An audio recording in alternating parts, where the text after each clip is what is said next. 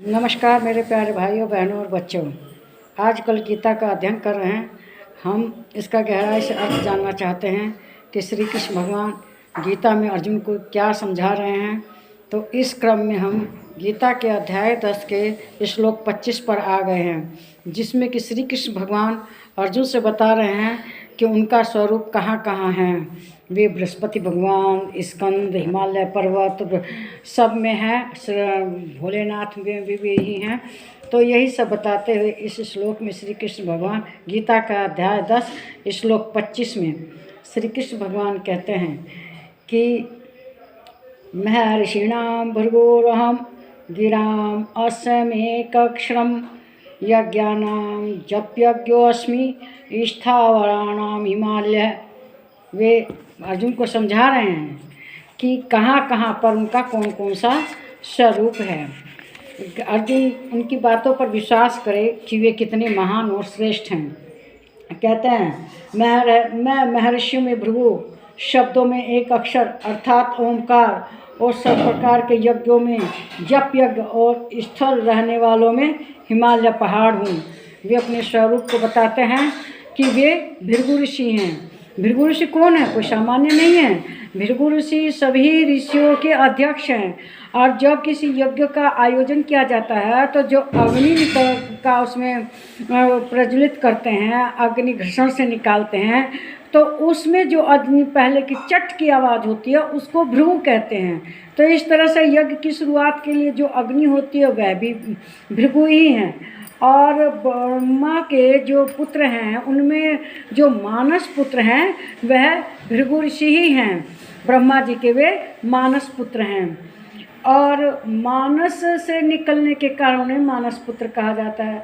और जो भृगु वंश हैं आज भी पृथ्वी पर हैं उनको भार्गव कहते हैं। और जो बिग बैंग की थ्योरी आप जानते होंगे, इस ब्रह्मांड की रचना कैसे हुई, ये पृथ्वी कैसे बनी, सब नक्षत्र कैसे बने। तो बिग बैंग थ्योरी के समय जो ओम अक्षर निकला था वो भी श्री कृष्ण भगवान हैं। ये जो एक अक्षर है ओम, और विष्णु के जो डमरू बजा, विष्णु ने भोलेनाथ के डमरू से ओम शब्द निकला, उससे सभी अक्षर निकले। तो इस तरह से जो ये ओमकार भी भगवान श्री कृष्ण ही हैं। और जो स्थिर रहने वाले हैं, जो चलते फिरते नहीं हैं, हमेशा स्थिर रहते हैं, वह हिमालय पर्वत भी श्री कृष्ण भगवान ही हैं। और कहते हैं कि यज्ञों में जप यज्ञ श्री कृष्ण भगवान ही हैं। सबसे आसान कौन सा यज्ञ है? जप यज्ञ है। इसमें आदमी जब जप के भगवान को सिद्ध कर लेते हैं, प्रसन्न कर लेते हैं। कहते हैं मंत्रों से भगवान प्रसन्न होते हैं। मंत्रों को भगवान को प्रसन्न करने के लिए सबसे आसान क्या है? उनके मंत्रों का जप करना।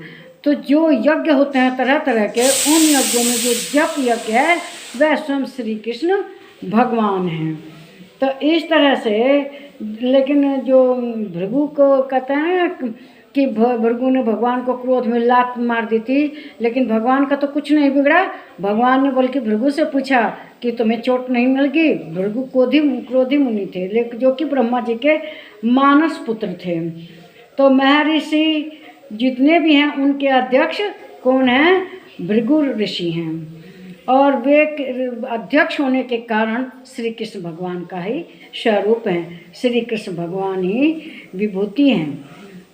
जो ध्वनि अग्नि के निकालने, अग्नि प्रज्वलित करने के लिए निकलती है अग्नि के समय, जैसे माची चला के नहीं यज्ञ किया जाता, उसमें रस्सी से घर्षण किया जाता है बाँस में।